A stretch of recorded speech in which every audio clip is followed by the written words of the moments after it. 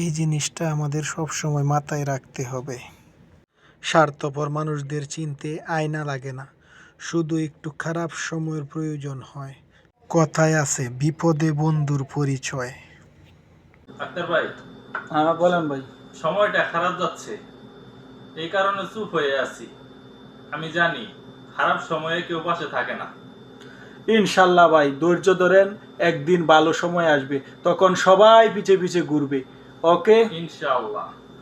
জীবনে সব কিছু পেতে হবে তা কিন্তু নয়, মাঝে মাঝে প্রিয় জিনিসকে স্যাক্রিফাইস করে দিতে হয়, তাহলেই তো আসবে জীবনের সফলতা ইনশাআল্লাহ।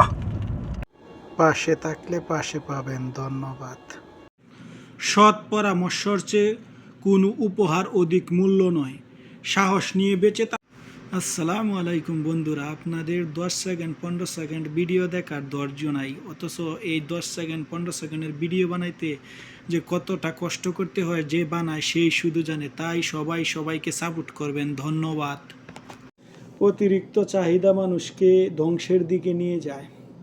যার চাহিদা যত কম, সে ব্যক্তি জীবনে তত সুখী। ইনশাল্লাহ আল্লাহ সকলকে বুঝার তৌফিক দান করুক। সবাই সুস্থ থাকবেন, সুন্দর থাকবেন। ধন্যবাদ।